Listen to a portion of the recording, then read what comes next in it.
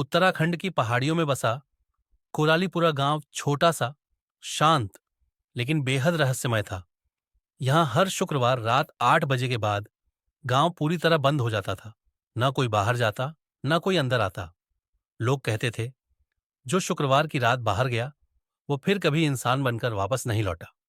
गांव के नौजवान अविनाश को यह सब बातें पुरानी और बेकार लगती थीं। वह हाल ही में शहर से लौटा था और गांव की डरावनी परंपराओं का मजाक उड़ाया करता था। उसने अपने सबसे अच्छे दोस्त रघु से कहा, यह सब अंधविश्वास है, जोम्बी वोम्बी कुछ नहीं होता। मैं आज की रात बाहर जाकर सबको साबित कर दूंगा कि डरने की कोई बात नहीं है।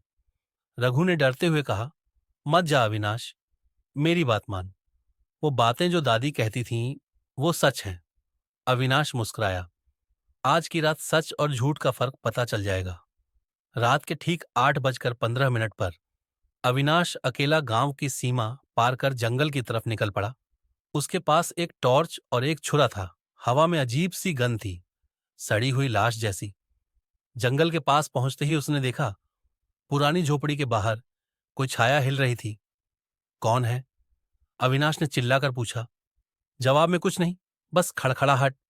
फिर झाड़ियों से निकला एक अधमरा सा इंसान, कपड़े फटे हुए, शरीर पर खून, आंखें खाली। अविनाश चौंक गया। रघु?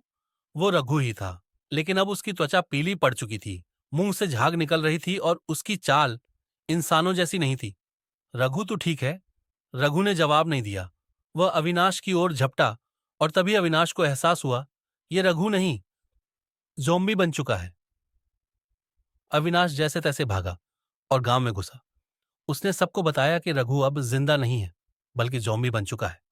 पहले तो कोई यकीन नहीं कर पाया, लेकिन फिर रात के करीब 10 बजे गांव के बाहर अजीब सी आवाजें गूंजने लगीं।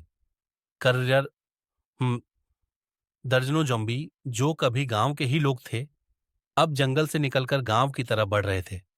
उनकी आंखों में कोई भाव नहीं था, सिर्फ भूख थी। गांव के लोग डर से घरों में छिप गए, लेकिन सरपंच बद्रीदास ने अविनाश को बुलाया।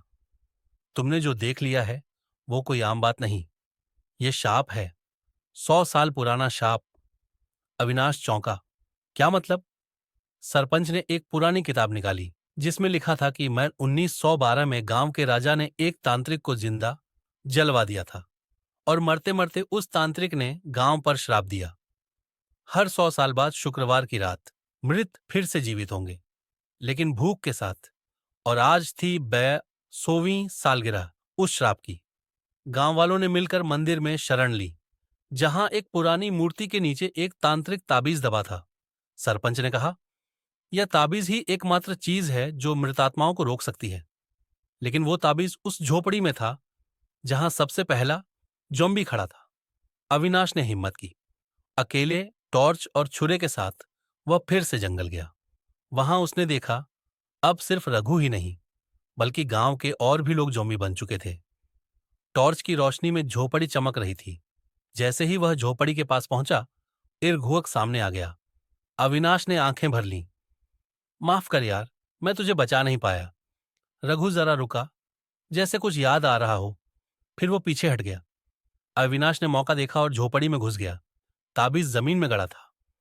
उसने खून से सनी मिट्टी हटाई, ताबीज निकाला और चिल्लाया, एवं मृत्युंजयाय नमः। जैसे ही मंत्र बोला गया, पूरा जंगल कांप उठा। ताबीज से एक तेज रोशनी निकली, जिसने सारे ज़ॉम्बीज़ को आग की लपटों में लपेट लिया। उनकी चीखें जंगल में गूंज उठीं और फिर सब शांत हो गया। अविनाश बेहोश होकर गिर पड़ा। जब उसकी आंखें खुलीं, वह गांव के मंदिर में था। सरपंच बोले, तूने जो किया वो कोई आम इंसान नहीं कर सकता। तू इस गांव को श्राप से मुक्त कर गया। अविनाश ने एक लंबी सांस ली, लेकिन तभी मंदिर के कोने में कुछ हिला और देखा गया, अरघू का साया। उसकी आंखें अभी वैसी ही थीं। कहानी खत्म नहीं हुई थी। शुक्रवार की वो रात गुजर गई, लेकिन गांव के कुछ कोनों में अब भी अजीब सी गंध आती है। कभी कभी रात में किसी के चलने की आवाजें सुनाई देती हैं। और जब कोई नया मेहमान गांव आता है, तो सरपंच उसे बस एक बात कहते हैं, शुक्रवार की रात बाहर मत जाना, जिंदा रहना है तो भीतर रहो।